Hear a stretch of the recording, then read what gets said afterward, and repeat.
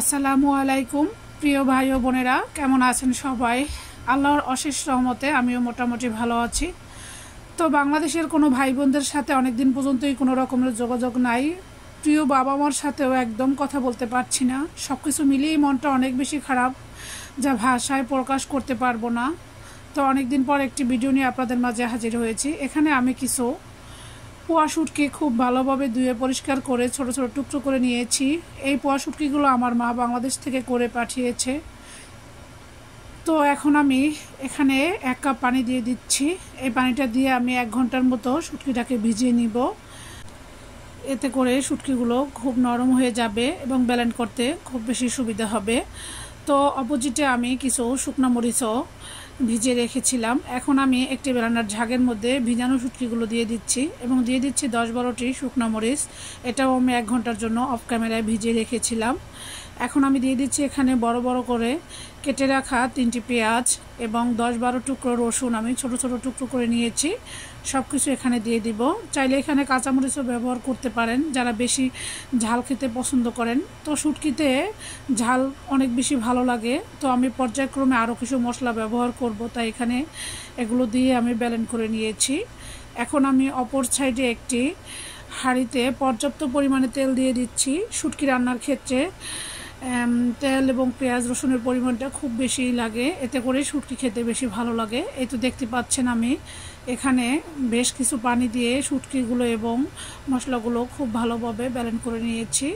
এখন আমি তেলগুলো যখন গরম হয়ে গিয়েছে ওই পর্যায়ে আমি ব্লেন্ড করা শুটকিগুলো দিয়ে দিচ্ছি 1 টেবিল চামচ লাল মরিচের গুঁড়া, 1/2 চা চামচ হলুদের গুঁড়া, দিয়ে দিচ্ছি স্বাদ মতো লবণ।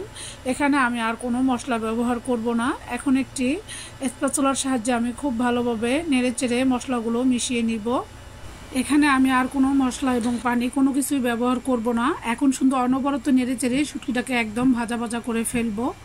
তো যেটা বলতেছিলাম, বাংলাদেশের কথা ভাবতেই আনমনা হয়ে যায়, ভাষা হারিয়ে ফেলি। কি বলবো, এই ইউটিউবে আমাদের অনেক ভাই বোনেরা আছে যাদের সাথে নেটের কারণে একদমই অনেক দিন পর্যন্ত যোগাযোগ হচ্ছে না। তারা কেমন আছে কিভাবে আছে জানি না। আল্লাহ তাদেরকে হেফাজতে রাখুক এবং বাংলাদেশে আমাদের মা ভাই বোন এবং স্টুডেন্টরা সবাই যেন খুব বেশি ভালো থাকুক এবং যাদের প্রাণ গিয়েছে, যারা শহীদ হয়েছে তাদেরকে আল্লাহ ভেস্তবাসিব করুক এবং যে সমস্ত মা বাবারা তাদের বুকের ধন হারিয়ে পাগল প্রায়, তাদেরকে আল্লাহ অনেক বেশি ধৈর্য দান করুক।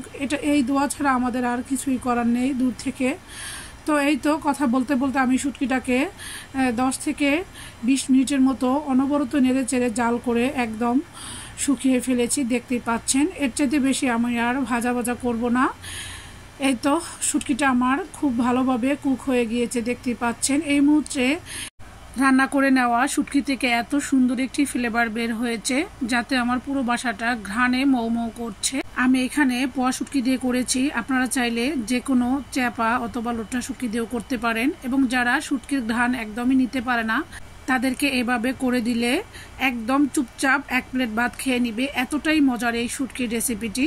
আমার বাচ্চারা, আমি যখন শুটকি সেদ্ধ করি তখন গন্ধে তারা মানে এক রুম থেকে আরেক রুম বন্ধ করে চলে যায়। তো সেই বাচ্চারা এটা রান্নার পরে এতটাই মজা করে খেয়েছে কি বলবো।